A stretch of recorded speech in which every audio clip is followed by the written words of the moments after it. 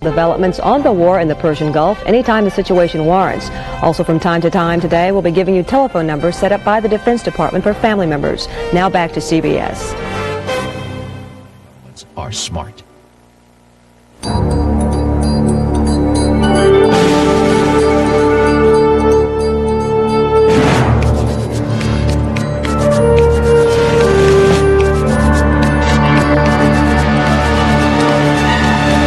Watching CBS News continuing coverage of Showdown in the Gulf. From CBS News headquarters in New York, here is Dan Rather. Storylines of the hour in our continuing coverage of Gulf War. Tomahawk missile attacks resume. Allied warplanes are pounding Baghdad again. The White House urges Saddam Hussein to lay down his arms. Iraq says that 44 planes have been shot down. The Allies say it is only 3 planes. An Iraqi envoy warns of chemical attack if Allied troops enter Kuwait. CBS News correspondent David Martin at the Pentagon reports U.S. battleships in the Gulf have launched another wave of Tomahawk cruise missiles. At least 100 were fired during last night.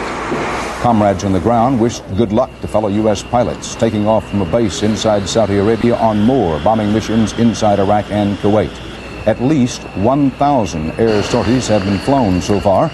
At the Pentagon, Joint Chiefs Chairman Colin Powell talked of successes so far. We're very satisfied with that level of performance on the part of our aircraft. We are pleased with the initial results.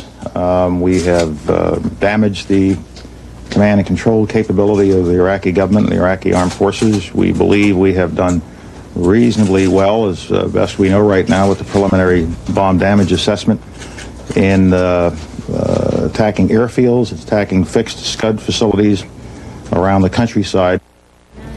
Colin Powell. There are new pictures now of Saudi oil installations still smoking from last night's attack by Iraqi artillery. It's one isolated installation up near the Kuwaiti border. It's one of the few Iraqi counterstrikes reported so far.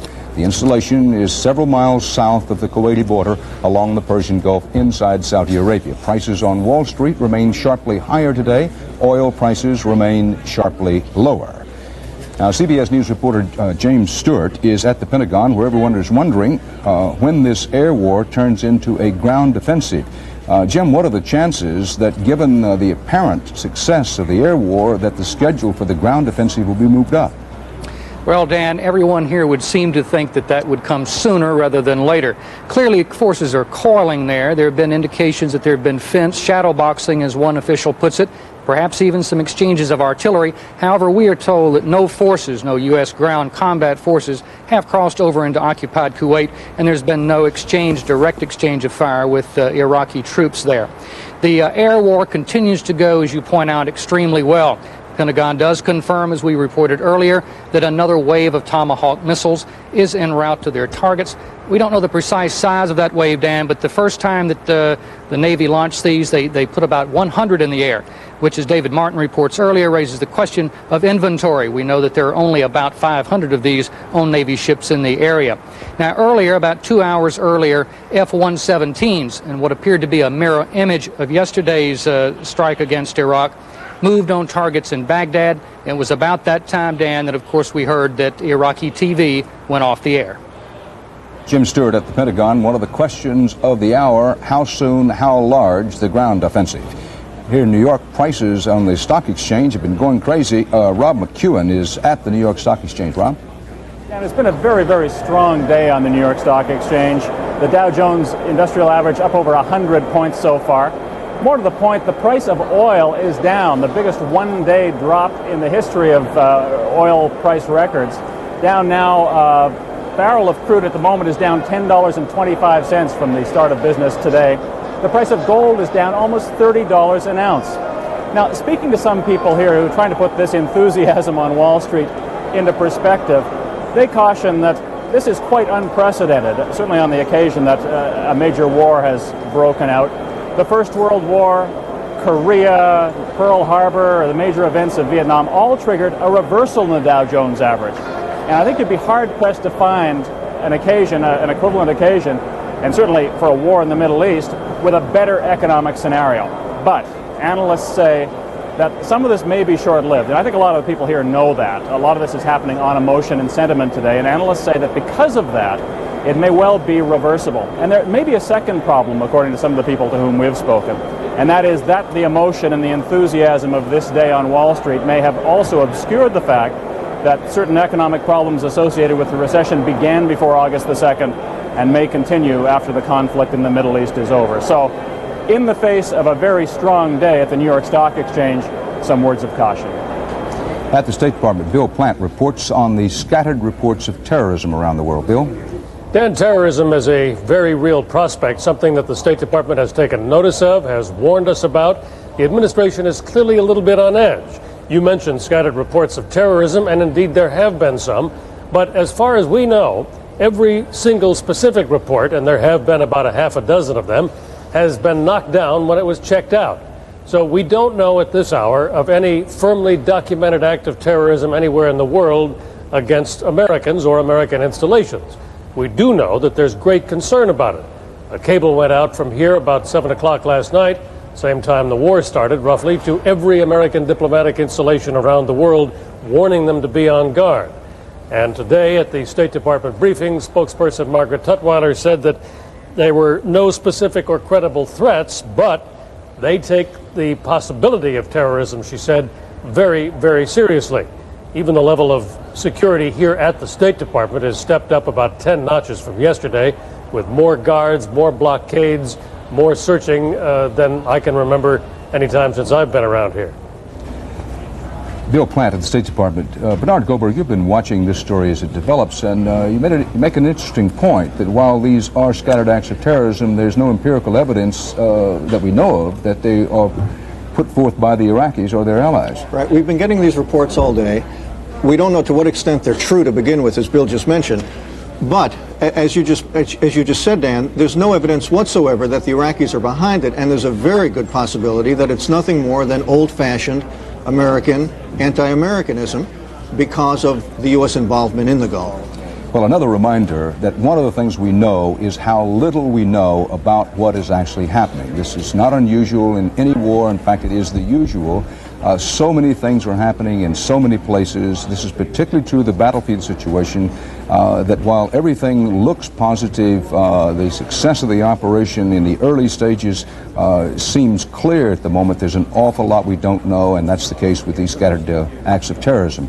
CBS News White House correspondent Leslie Stahl is standing by at the White House in Washington. Leslie, what about President Bush's frame of mind today? Has to be pretty good based on the military reports. Well, frankly, we're getting somewhat of a mixed message. First of all, he's having a cabinet meeting right now. He's briefing his cabinet on whatever he knows.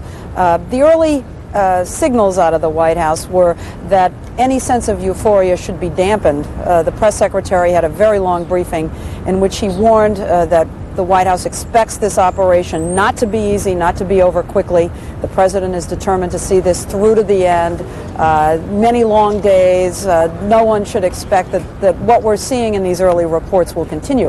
On the other hand, Dan, the president, we're told, will most likely go to Camp David for the weekend. The press secretary said life must go on in the country. We must get back to some sense of normality. So I see that as somewhat of a mixed message. We see the president with that same sense of determination and seriousness that we've seen all along. He went to a prayer service today, and he is getting continuous reports throughout the day. We may get some tape of his cabinet meeting. Some crews have been allowed in to see at least the beginning of it. So we may get a picture of the president coming out of here shortly. In the Gulf itself, confirmation of the report earlier today by CBS News correspondent Scott Pelley. U.S. and Saudi military officials in Saudi Arabia now confirm that ground forces are moving north and have taken up positions closer to the Kuwaiti border. It is not clear whether the movement is in preparation for any offensive. During last night and all through the early morning hours, there was a widespread belief that the air attacks would continue for days, perhaps many days, perhaps 10 days to 2 weeks before any ground offensive started. The movement toward the Kuwaiti border raises the question of whether perhaps the schedule for a ground offensive, if there is to be one, will be moved up. That's one of the stories we're watching as it develops during this late afternoon and on into the early evening. Bob McNamara is in Denver, where he's been following domestic reaction to events in the Gulf. Bob? Dan, it's been pretty much a quiet day here. A few rallies, peace rallies, also a rally downtown here in Denver in support of President Bush. But by and large, it's been business as usual, with the exception here and there of heightened security at the airport, at the state capitol, and at military installations, federal buildings here in the city. By the way, there are 2,300 Coloradans who are on duty in the Persian Gulf today. It is believed to be the smallest contribution of the war effort by any state. But then the population here of 3 million has an awful lot to do with that. But from the small towns on the eastern plains to the desert mesas of the southwest, there is no small measure of concern for sons and daughters half a world away. In southwestern Colorado, the little town of Ignacio is in the heart of the Southern Ute Indian Reservation. And for generations, the Utes, like the nearby Navajos and the Hopis, have sent sons to war. That's me right here. In the early 50s, Eldred Vigil served during the Korean conflict. Right there. And of his 7 children, 3 sons joined the Army.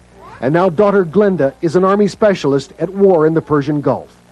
In his kitchen this morning, Vigil said he is as patriotic as anyone, but he is frightened by events. I was sitting over here, and I was praying. And I prayed. I said, what's going on?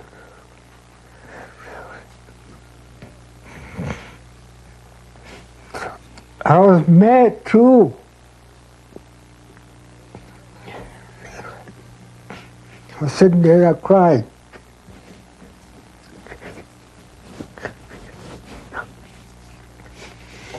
He said, well, my daughter wasn't over there, it'll be all right. It's not our country. It's their country. I don't like Bush. If he don't even have his own family fighting the war over there.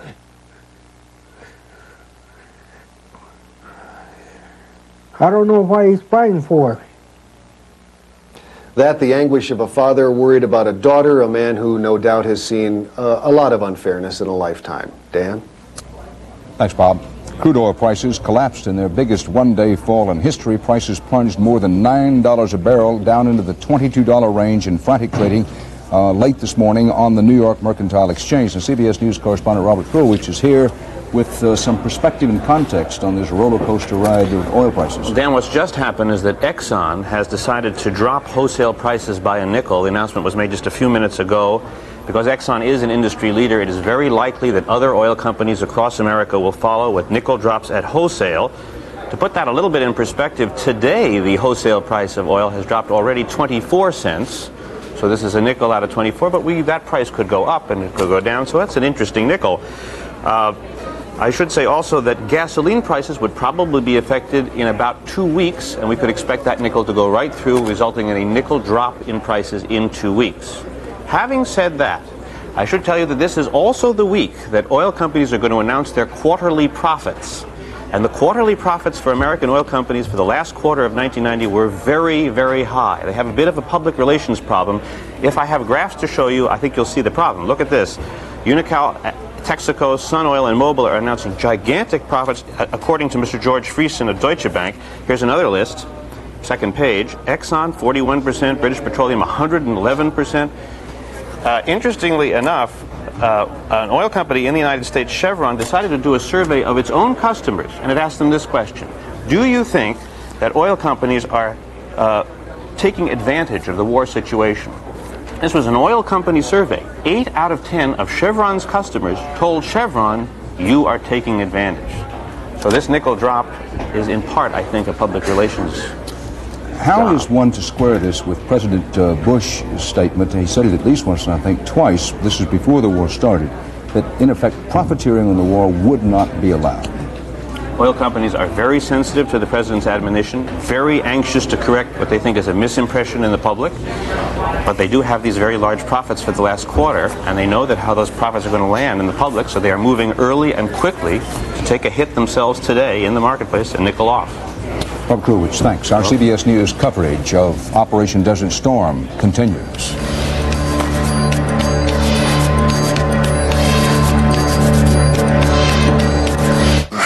There goes my stomach again.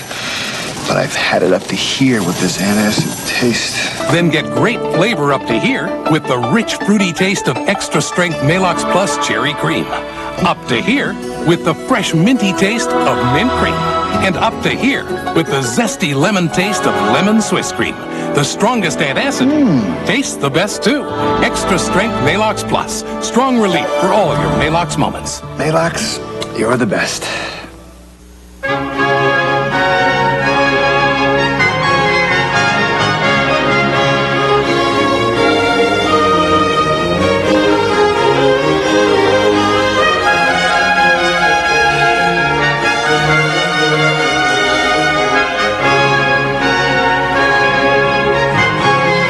When 4 slender, no-fat calories taste like butter, it's got to be Molly.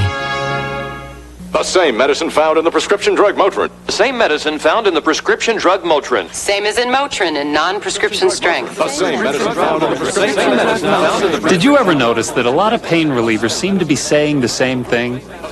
Well, if you want the same medicine found in the prescription drug Motrin, wouldn't it just be simpler to ask for Motrin IB? Non-prescription strength Motrin IB. You can't buy a more effective pain reliever without a prescription. Motrin IB. Accept no alternatives. As part of our continuous coverage of the war in the Persian Gulf, these are among the headlines of this period. New threats from an Iraqi diplomat. The Allies deny Iraqi claims of the number of planes downed. The White House says now that there will be no, quote, pause for peace. Quote, the war has only just started. It will be a very long war. That quote is from Iraq's envoy to Belgium. The envoy also says Iraq is planning to attack Israel. He does not say when or how. Another Allied attack is underway now. Bombers began pounding Baghdad once again. David Martin at the Pentagon, our correspondent there, says new Tomahawk missile attacks have also begun. Those are cruise missiles basically fired from ships in the Persian Gulf. Baghdad radio says Iraq has shot down scores of Allied planes. The Allies deny it. The Pentagon says all U.S. planes but one have returned safely, and only one pilot has been lost, a Navy pilot in a Hornet aircraft. 2 British airmen are missing on a tornado jet. It's believed that they bailed out, and an effort is being made to rescue them on the ground. A Kuwaiti plane also has been downed. Now, the Allied version of the air battle so far is that the Allies total have lost 3 planes. 1 U.S. plane, 1 British plane, 1 plane piloted by a Kuwaiti with the Allied forces. The White House urged Saddam Hussein again to lay down his arms, in effect to surrender. And U.S. officials vow now that there will be no, quote, pause for peace in the attacks, that the attacks will be unrelenting. For his part, President Bush says he's, quote, pleased with the way things have gone so far. He said the first strikes are part of a battle plan that includes, and I quote again now, all the tools in the toolbox. News from the Persian Gulf has sent stocks soaring on Wall Street. Oil prices have been headed down, as Robert Krulwich reported a moment ago. They've really been diving down today. Now, joining us in Washington is former director of the Central Intelligence Agency, William Colby. Thank you for being with us today, Mr. Colby. Questions. From your experience, are the strikes much more successful than anticipated, or is this part of a campaign to make things which are clearly positive seem even more positive than they are? No, I think they're much more positive than anybody could have hoped. The high percentage of effective bombing, the small number of casualties. Saddam was obviously caught totally on the ground, which is the best way to catch an enemy air force. And apparently there's a lot of damage, not total damage, but a lot of damage was done to his air force.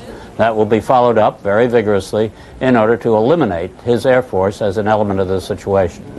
This is clearly, as General Powell said this morning, very serious business, and he said there's a long way to go.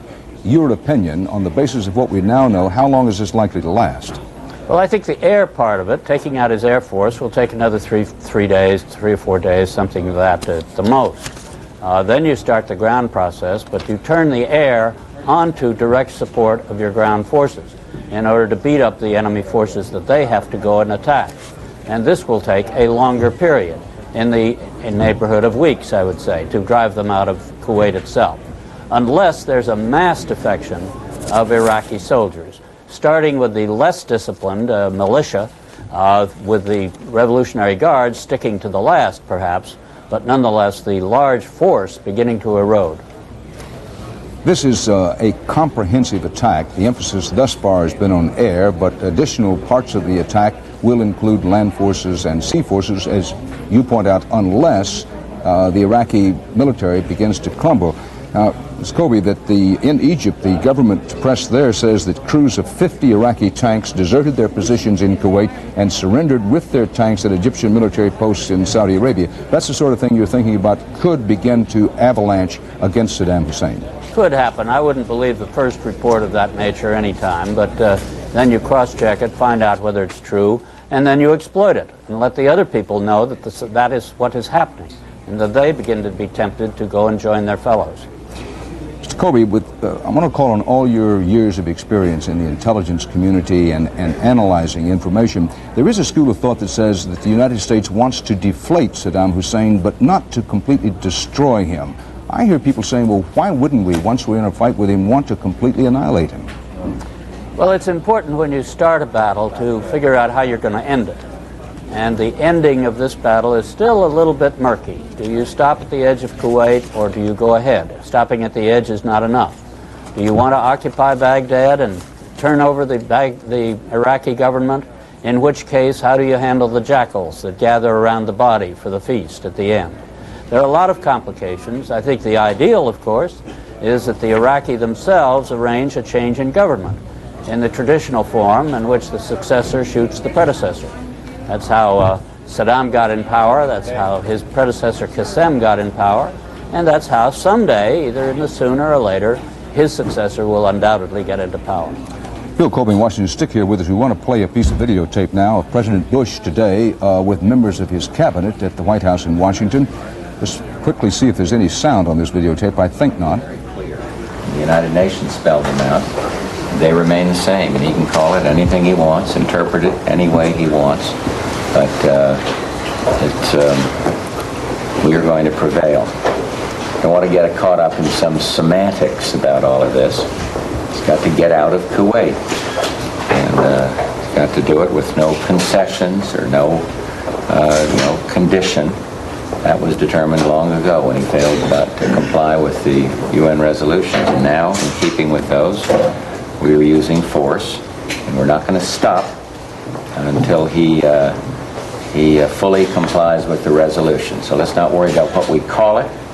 Let's worry about if we want to make it clear, full compliance with the UN resolution, full compliance with the objectives of the coalition forces. What do you think of his response so far? Lights, please. Thank you.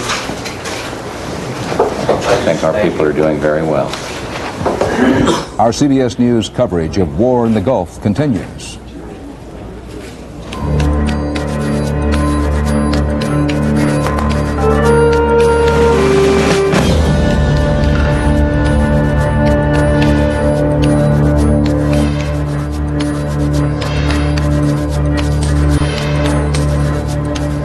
As air attacks continue against Iraqi forces inside Iraq and in Kuwait, we pick up our interview with the former director of the Central Intelligence Agency, William Colby, in Washington. Thanks for riding with us here, Mr. Colby. We just got that videotape in. I wasn't quite sure whether there's sound on it from the president. There was a very somber, taking care of business mien on the president's face, but also clearly relieved that things appear to have gone as well as they have so far. Mr. Colby, when you have these kinds of air attacks, what kind of casualties on the ground inside Iraq and Kuwait could we expect to find out about once we begin to get solid information on that?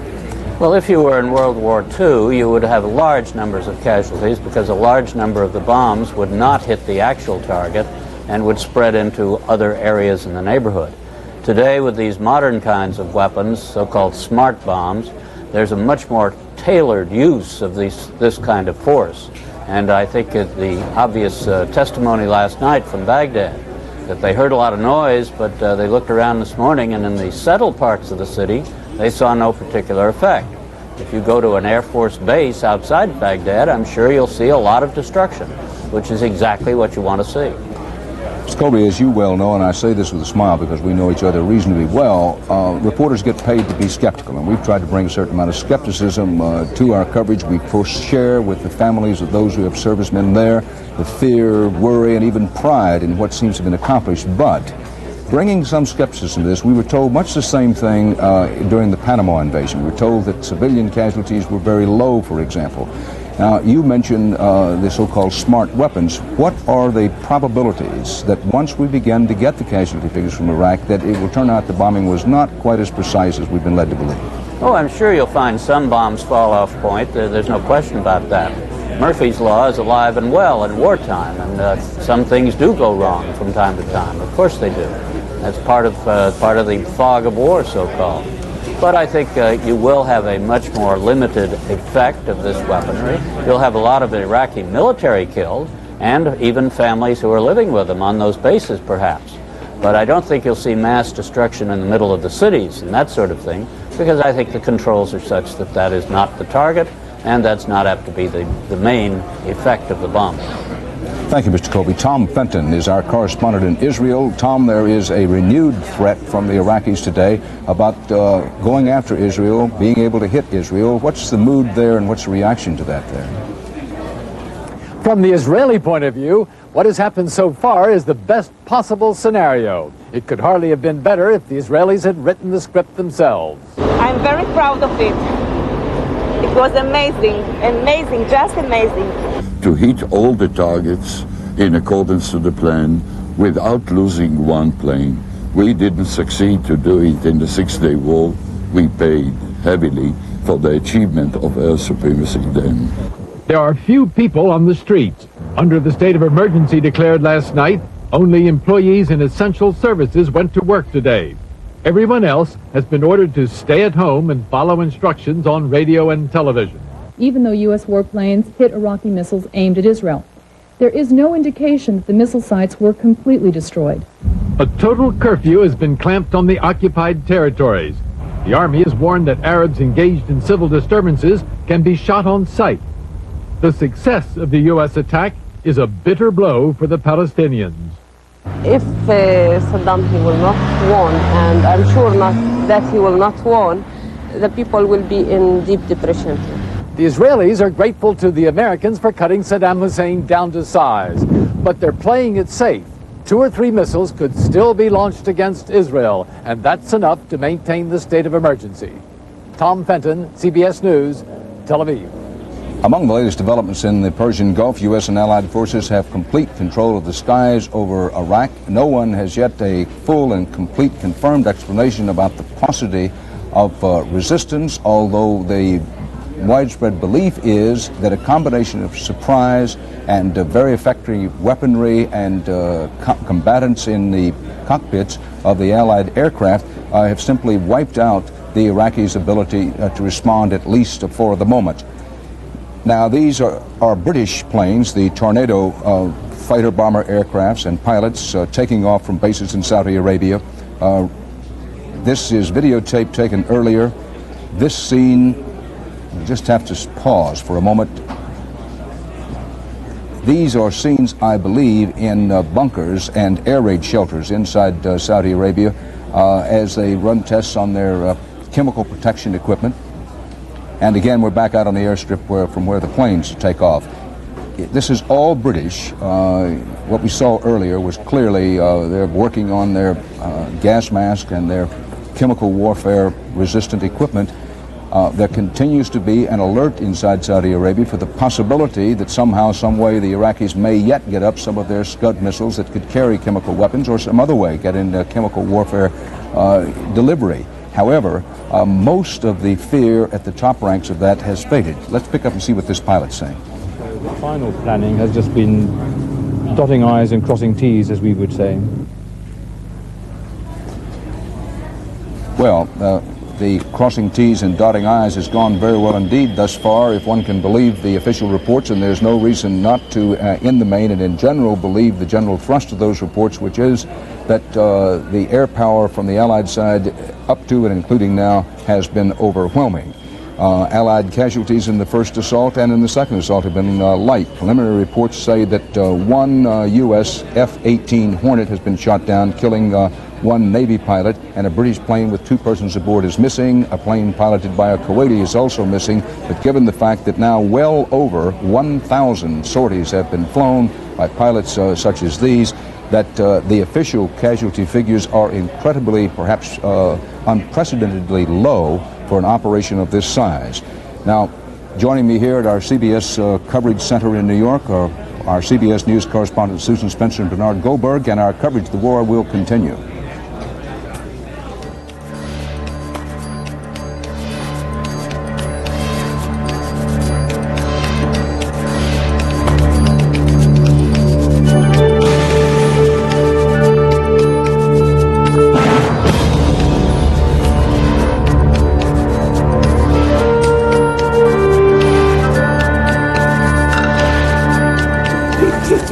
The latest headlines in our Gulf War coverage: more cruise missiles and warplanes pound Iraqi targets. The Allies report 3 planes and 3 planes only down. The Iraqis have another version.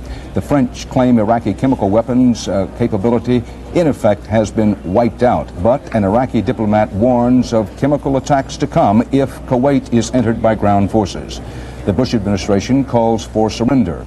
Some of the hundreds upon hundreds of Allied air attacks on Iraq are being carried out by French Jaguar warplanes based in Saudi Arabia. Jaguar is a close ground support attack aircraft. The French say 4 of their planes have been hit in action, their pilots wounded, but the planes returned. The planes apparently returned okay, although the pilots were hurt.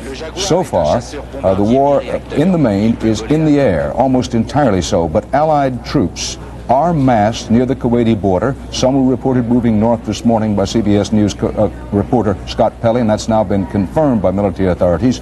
No word on when, or for that matter, if a ground offensive may actually come. Across America, dozens of peace protests all day in many cities. No word of any major trouble, and there are varying estimates on how large the crowds are. In the Arab world, it's another story. Thousands of Algerians staged a huge pro-Saddam Hussein demonstration in front of the Iraqi embassy. The Allies say that 3 planes have been lost, 1 U.S., 1 British, 1 Kuwaiti. Baghdad Radio says that the Iraqis have downed 44 Allied planes. The White House has called on Saddam to give up, but there are no signs that's about to happen. The successful offensive sent the stock market in New York soaring, while oil prices were sharply down, way down, and those prices, the oil prices, could drop still further. Exxon says it's cutting the wholesale price of crude oil by a nickel a gallon. Leslie Stahl is at the White House with word on the president's growing confidence in the success of the attack so far. Leslie? Dan, the president obviously feeling good about what's happened so far. In his cabinet meeting just moments ago, he made it quite clear that the United States is going forward with everything we have. We are not going to stop, and he wants Saddam Hussein to get that message. Let's listen to what the president told his cabinet for 1 sec. Here it comes. We are going to prevail. I don't want to get caught up in some semantics about all of this. He's got to get out of Kuwait, and he's got to do it with no concessions or no condition. That was determined long ago when he failed to comply with the UN resolutions. And now, in keeping with those, we are using force, and we're not going to stop.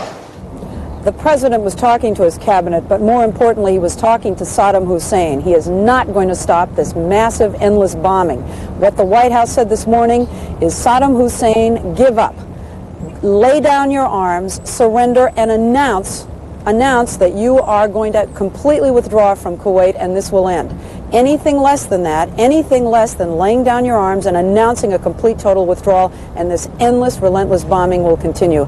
President being extremely tough, sending that kind of clear message over television to Saddam Hussein. When the president says we're not going to quibble about semantics, he's talking about his use of the word earlier of surrender.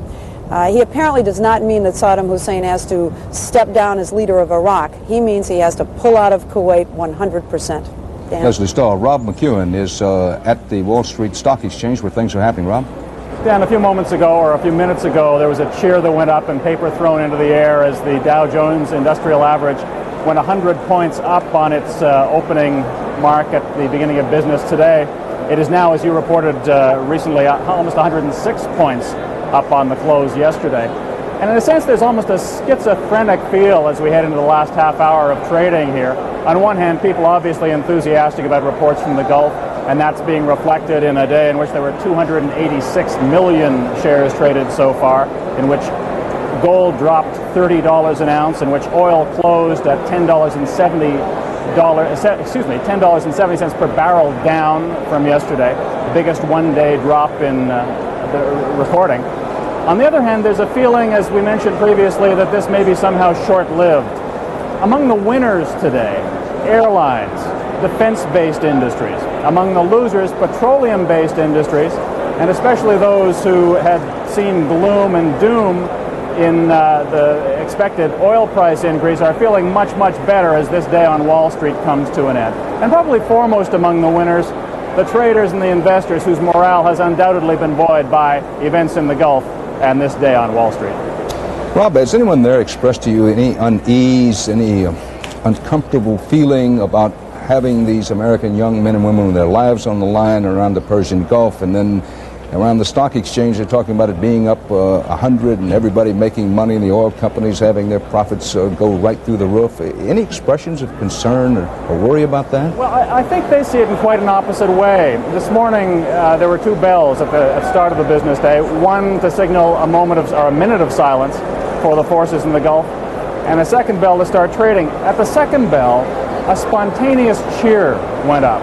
People stood, 2,000 people standing elbow to elbow on the floor behind me, cheering, clapping, stamping their feet for the people in the Gulf. And I think they see that the strength of the market today as being a vote of confidence for the men and women in the military overseas. So I think they see it in somewhat a different way.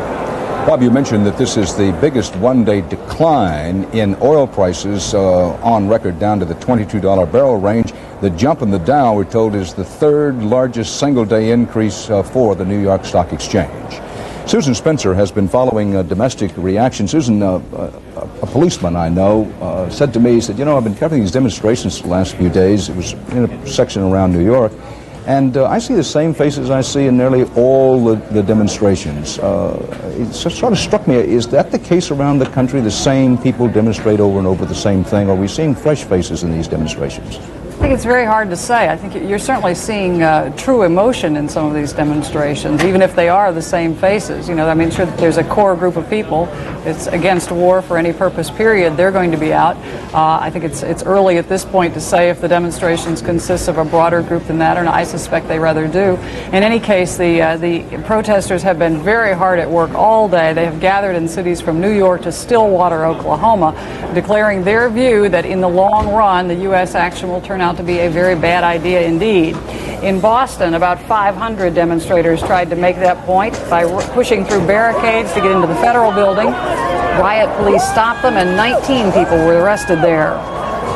Reports from a massive ongoing demonstration in San Francisco, meanwhile, indicate that tensions there are on the rise this afternoon. Already, literally busloads of protesters have been arrested.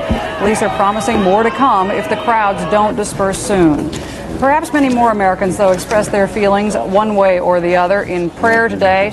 Church services throughout the country, this one at St. Patrick's Cathedral. And I suppose both the protests and the prayers will continue until we have some better sense, at least, of the final outcome here. Thanks, Susan. Let's go over to Bernard Goldberg, who's been following world reaction. Bernie, there have been these reports, we touched on them before, about these scattered acts of terrorism, anti-Americanism around the world. Any new ones, or are we pretty much stuck with the detail of the earlier reports? As of now, pretty much with that, but we do have some pictures in Dan just received from Algiers where thousands of chanting citizens came out in support of Saddam Hussein. Algeria is an Arab nation and had been working behind the scenes on the diplomatic front before the war began. Former Algerian President Bella visited Iraq just earlier this week and praised the Iraqis for their bravery. At the United Nations, Dan, all is quiet on the diplomatic front, no meetings going on by the Security Council, no meetings scheduled. The Secretary General earlier echoed President Bush in saying Iraq must withdraw from Kuwait in order to bring about an end to the war. Saddam Hussein, in a conversation with him in Baghdad a few months ago, mentioned Algeria specifically as one of the places he thought where anti-Americanism would, as he put it, erupt in the wake of the war. Now, while there were demonstrations, as you mentioned, in Algeria today and some, at least, scattered violence there, one would hardly say that it's an explosion from within in Algeria or any place else in the Middle East up to and including now. Yeah, that's right. He just doesn't have a lot of support, and this is one of the few places where he has some. Now, whoever said politics make strange bedfellows, what about war? Iran and Iraq were at each other's throats for about 10 years. They were killing each other left and right. Iraqi refugees are now fleeing to where? Iran. And Iran has sent a letter to the Secretary General of the United Nations saying they're welcome. So go figure. Not only is war strange, but it's lethal. And emphasizing again how little we know about what has actually happened. Some of this may be by design, the lack of information, but a lot of it is just caught up in the mad chaos of war. For example, we have no idea what the casualties are inside Iraq. We don't really know what the situation is along the Saudi Arabian border with Kuwait and Iraq. There are these continuing reports of Allied troops maneuvering up closer to the border. Part of that may be diversionary. There is a school of thought, nothing more than that, that the schedule for the ground defensive part of the Allied attack may be moved forward because the air attacks on the basis of the official information so far have been so successful. All of those are things we're watching as we go to Bob Simon in Saudi Arabia, has more details about the only confirmed Iraqi counterattack against Allied forces in Saudi Arabia. Bob? Dan, that counterattack was over some time ago. The guns were silenced, but you could still see the effects of it this afternoon. Smoke was still billowing from the oil refinery just near the Kuwaiti border in Saudi Arabia. It was going all day. It hasn't stopped now. We were just on the phone to Khafji, and the fire is not out. The flames are still there. You can see them from miles around. There were apparently between 30 and 40 shells that hit. They were taken out. The guns were taken out by Saudi helicopters today. And these are the Saudi helicopters returning from their mission. The Saudis are very intent on emphasizing how much they have participated in Allied operations. Dan? Bob, do we know anything more about these reports that Scott Pelley actually eyeballed some troops moving up closer to the Kuwaiti border? Any more detail on what that could be about? Dan, CBS newsman Peter Bluff, who just returned from Khafji, reported a line of armor between here and Khafji virtually uninterrupted. There is just so much on that road, and it's a long road. It's several hundred kilometers, and there is men and materiel going up there in an enormous, enormous deployment north. And while we don't have a map to look at the moment, Bob, of course, there are enormous deployments going ever farther west in Saudi Arabia. If you can imagine for a moment the map in your mind, a map of Saudi Arabia, U.S. troop concentrations, particularly Marines, 24th Mechanized Infantry Division, pretty much along the road and just west of the road that runs along the Saudi Arabian coast of the Persian Gulf. Now, far west of that, armor, heavy U.S. armor is maneuvering and ever moving westward, which would indicate that either there are plans for a kind of flanking movement or it's a feint in that direction of some kind. All of this preparatory to what's expected to be a ground offensive.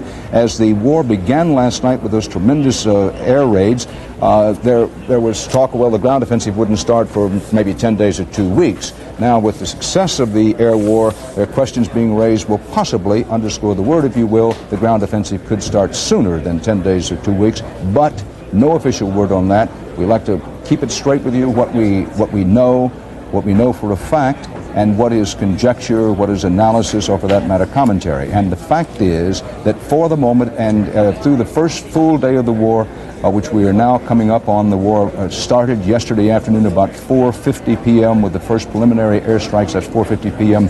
Eastern Time in the United States. The first full day of the war and night has been taken up almost entirely with air attacks. Now, Dateline Paris, France's Armed Forces Chief says now that Allied airstrikes have destroyed about 50%, about half of Iraq's Air Force. General Maurice Schmidt says coalition warplanes have caused, and these are his words now, on the order of 50% losses in Iraqi aviation.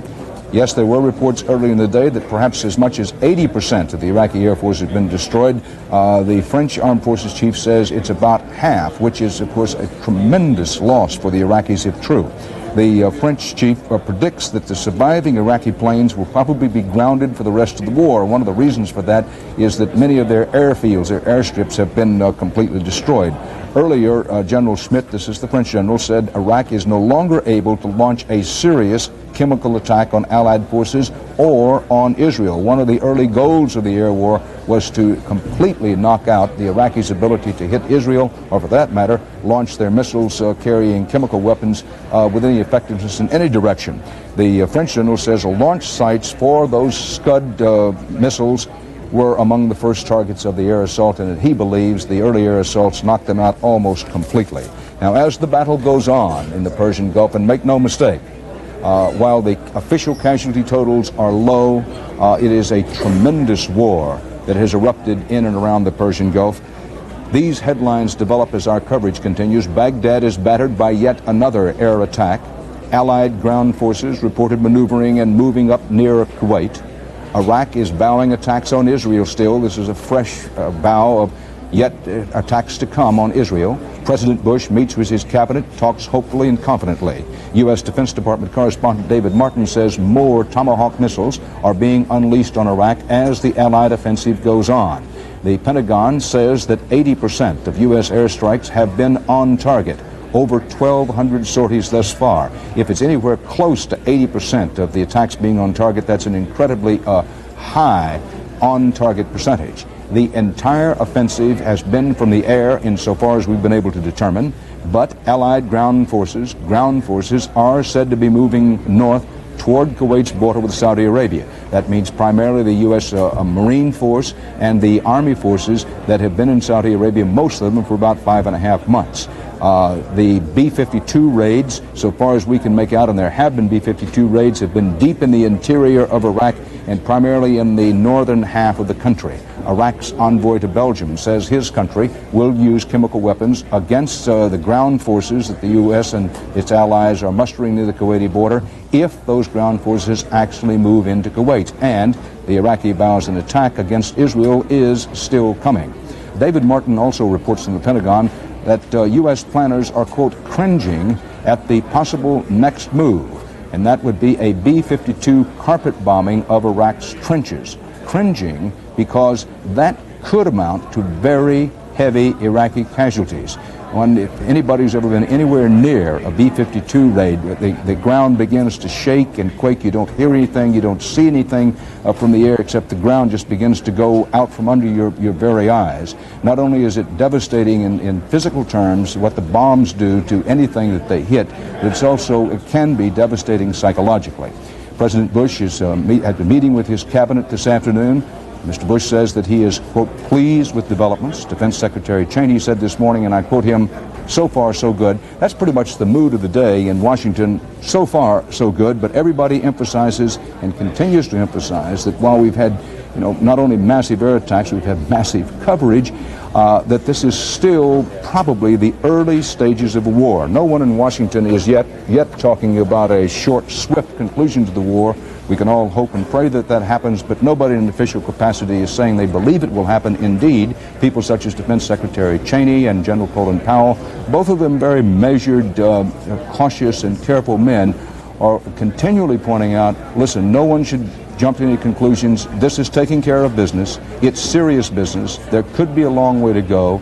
Three major components of the attack, air, land, and sea, so far confined primarily to the air. The sea attack has been only the firing of the cruise missiles from big ships such as the USS Missouri and the USS Wisconsin. The Gulf News has sent stocks sharply higher and oil prices are plunging downward. Exxon has cut its wholesale price a nickel a gallon. Now we have more pictures of those British pilots taking off on missions over Iraq. These are the British Tornado fighter bombers. Let's just watch and listen for a second.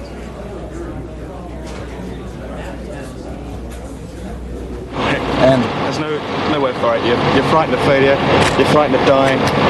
Oh, it's everything. You're flying as low as you dare, high enough to get the weapons off, but you push it as low as you can over the target just to get away as fast as you can. You've probably got to go out and do it all over again. What are your views about that? We're ready. We're ready if we have to. We are confident. It must be war. Mike Wallace is here. I mean, I didn't believe it. We were just to the right of our lead aircraft, so it looked pretty good. What about coming out? What was it like? Very fast, very low, very dark. Because you got your back to them, of course. Yeah, we just basically it's a case of as the bombs come off, you just run like hell, and we just clear to the west. And in the distance, you see other attacks going off. A lot of flak out to the right. That's about it. Two of his big airfields out to the right is about 30 or 40 miles away. It's an amazing amount of flak. It seemed to go on for about 15 or 20 miles as we were running westward with the aim trying to avoid odd bits of flak. We saw some tracer come off the target, didn't we? Yeah. Down the left-hand side. So he was trying to avoid that by going left. And all you could see out on the right-hand side was just a mass of white explosions. Yellow explosions which look like flak. It's my wife's birthday today. Your wife's birthday? Yeah, happy birthday, Maria. I mean, things are fairly quiet going on. That's probably the worst thing about it, because we were about half an hour of it and not knowing what was going to happen. Because I have to sit back and look at a few dials in the back waiting for radar emissions to tell me if somebody's looking at it. Yeah. And there's nothing. No sign of any enemy aircraft at all? A lot more of ours than What was the first thing you said to each other after you'd hit the target, hopefully? He shouted white. We were pretty low. That piece of videotape, that is part of the pool arrangement, all subject to military censorship. Those were British pilots who've been flying missions north into Iraq, and over Kuwait. Bernie Goldberg reminded again this last time when I was in Saudi Arabia what dedication it takes to keep the planes flying. You know, our concentration has been on the pilots. That film was about the pilots. But with the success of this air attack, it tells you how good the ground crews have been, how strong the maintenance have been. And in the kind of weather and sand conditions they've been operating, it's really incredible that they've had the aircraft at this high efficiency. And the personnel at this high efficiency. This is what they've been waiting for. They've been geared up, they've been psyched up, and war has come, and they're clearly ready. And when we spent all that money, when I say we, the United States spent all that money in refurbishing and rebuilding U.S. defense establishment during the 1980s, whether one approves of it or not, likes it or not, this is what we paid the big bucks for. Yes, that's true, and I think we have to reiterate what we've been hearing, Dan, since you went on the air last night, that while things are going very well, while everything seems to be working, as you say right now, this may in fact really be only the beginning. If those troops on the border move in to Kuwait, the war really has just begun, and that's when we'll see if everything else continues to work.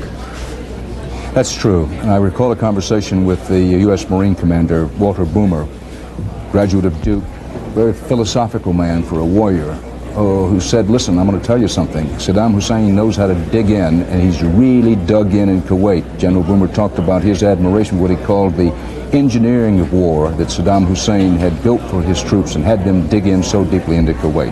Our CBS News coverage of war in the Gulf rolls on.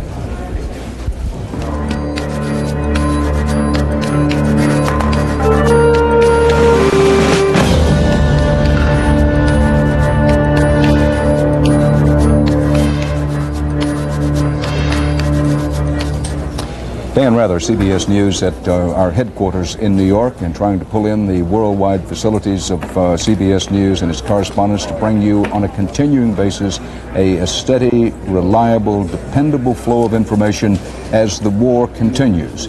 We want to emphasize the following. There's much more that we don't know than we do know.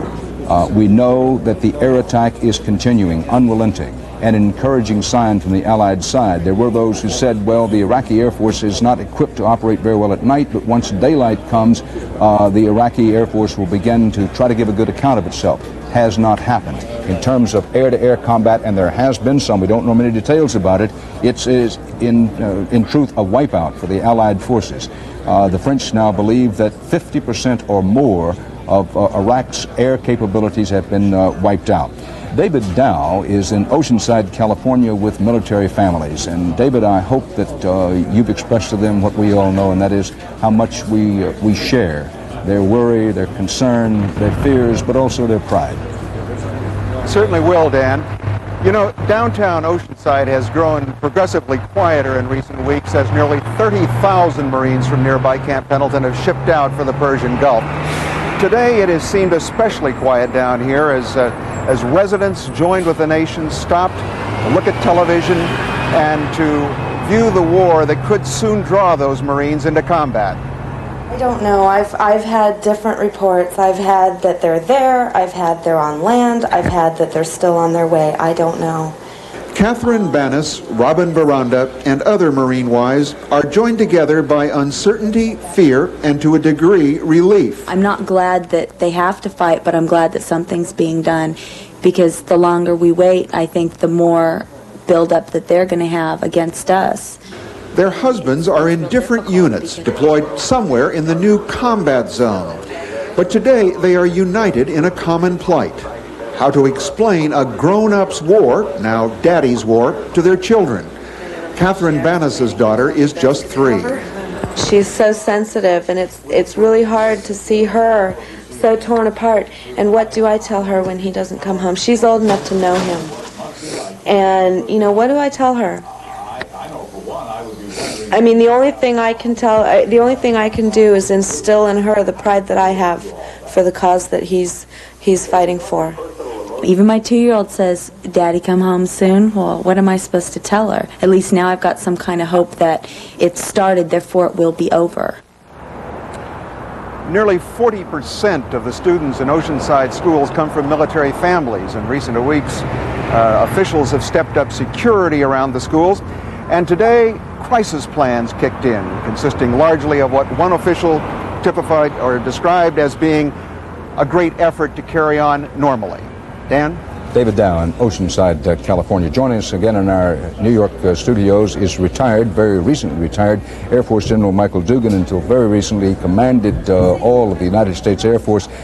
General Dugan, this is an incredible bit of organization, and from what we can determine, very successful. Your successor, Air Force Chief of Staff, now General Merrill A. McPeak, as I understand it, he has more authority than any single Air Force commander has ever had in an operation such as this. Well, Dan, one of the things that happened in the past couple of years is the passage of the Goldwater-Nichols bill. And the individual that in fact has more authority as a result of Goldwater-Nichols is the chairman. And Congress changed the rules and gave more authority to the chairman and to joint commanders, so that when we got to one of these kinds of circumstances, we could in fact fight more efficiently in a joint environment. That the commander would have more authority to pull together and to assign tasks to the various service elements and to make them work together well. General Horner is orchestrating the air plan, and he has a very thorough scheme that pulls together Navy, Marines, Army, and Air Forces, and our coalition alliance partners. That's done that very well, and I think we've seen some of the results of that success. To make sure that people understand that there was a time when there was so much inter-service rivalry and so that the chain of command was clogged, was the way it was once put to me, that this bill you spoke of was designed to unclog the chain of command, to give the individual service commanders and the chairman of the Joint Chiefs more individual authority, and that you believe is what's resulted in this efficiency. I think we've seen the results of some of that. I've witnessed some of that in Washington when I was service chief, that in fact the processing on the joint staff had a number of symbols where they were more efficient. They dealt with the principal issues and avoided some of the less important issues that I had seen the joint staff dealing with in the past. And so I think there are some positive outcomes that we can pick up in Washington and in the field from Goldwater-Nichols. So, Dugan, we have only a few seconds left in this section, but Iraq now claims it's down 55 Allied aircraft. That's up in their claims. Any reason to believe that? Iraq may have intercepted and shot down some of the cruise missiles that have come in. We don't get good feedback on cruise missiles, and they may in fact have made some mistakes by shooting at and perhaps shooting some of them down. General Dugan's analysis and commentary, part of our continuing CBS News coverage of war in the Gulf.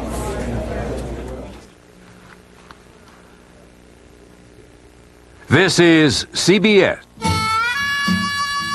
Y'all look hungry. There's nothing quite so satisfying as country cooking Southern style. And now you can get it anytime you like. Introducing new Lux microwave meals, a whole cupboard full of hearty stick-to-your-ribs meals like Brunswick stew or chicken and dumplings. Sit down to one of these meals and you won't be getting up hungry. Y'all better save some room for my peach pie. Lux microwave meals, hearty country cooking Southern style. Only a story this soft can be a secret. And only a bath tissue this soft can be called Kleenex. New Kleenex Premium Bathroom Tissue is specially layered with facial tissue softness on both sides, so all that touches you is softness. Only a song this soft can be a lullaby, and only a premium bath tissue this soft can be called Kleenex.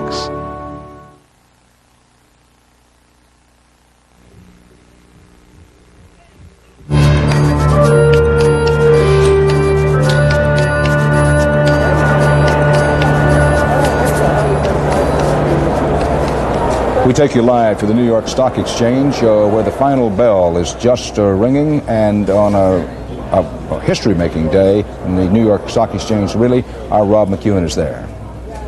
And with a moment of silence for the troops in the Gulf ended, as you heard, with a cheer. The applause this morning was for the men and women of the military. This afternoon it was probably for the traders and investors themselves. It was quite a day on Wall Street. I'm going to have to look at the board right now to tell you how it ended.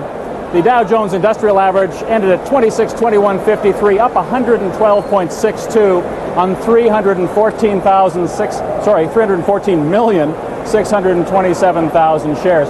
The big story was oil. It declined, and dramatically so, at one point so quickly that it tripped the automatic shutdown at the New York Mercantile Exchange. That happens when the price goes up or down by $7.50 a barrel. And trading was resumed an hour later. Oil closed at $21.30 a barrel, down a whopping $10.70 a barrel for the February crude contracts. That's the largest one-day decline in history. And that traditional safe haven in uncertain times, gold, was down